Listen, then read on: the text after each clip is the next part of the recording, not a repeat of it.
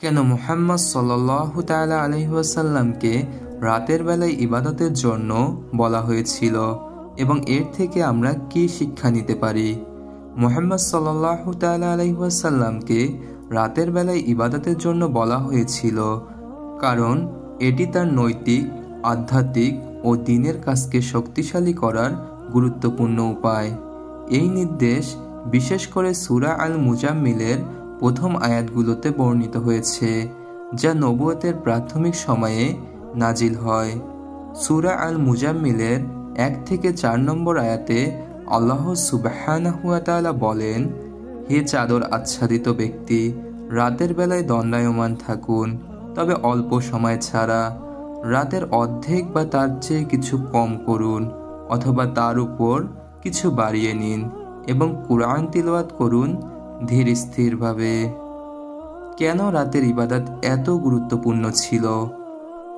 নবুয়তের দায়িত্ব অত্যন্ত কঠিন ও গুরুত্বপূর্ণ। রাতের ইবাদত বা কিয়ামুল লাইল মুহাম্মদ সাল্লাল্লাহু আলাইহি ওয়াসাল্লামের অন্তরকে প্রশান্ত করত এবং তার হৃদয় ও মনকে আল্লাহর উপর নির্ভরশীল রাখত। এটি তাকে সবর ও দৃঢ়তার সাথে নবুয়তের চ্যালেঞ্জ মোকাবিলায় সাহায্য করত। নবুয়তের প্রথম বছরগুলোতে নবী করিম সাল্লাল্লাহু তাআলা আলাইহি ওয়াসাল্লামকে মক্কার কাফিরদের বিরোধিতা, অবহেলা ও নির্যাতন সহ্য করতে হয়েছিল। রাতের ইবাদত তাকে মানসিক শক্তি যোগাত, যা দিনের দাওয়া কাজের জন্য গুরুত্বপূর্ণ ছিল।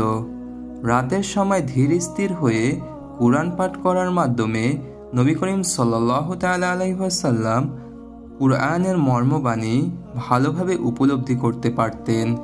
এটি তাকে তার দাওয়া কার্যক্রমে আরও দক্ষ করত।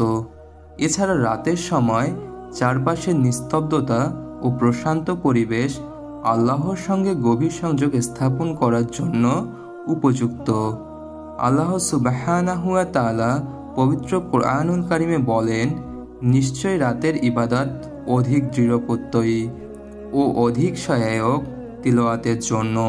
রাতের ইবাদতকে নবুয়তের শুরুর দিকে বাধ্যতামূলক করা হয়, কারণ নবী সাল্লাল্লাহু আলাইহি ওয়াসাল্লামের জন্য এটি ছিল তার দ্বীনের কাজের ভিত্তি শক্তিশালী করার প্রস্তুতি।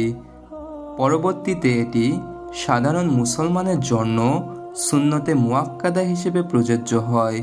এ নির্দেশ থেকে বোঝা যায় যে কোনো বড় দায়িত্ব গ্রহণের আগে নিজেকে ভালোভাবে প্রস্তুত করা কতটা গুরুত্বপূর্ণ।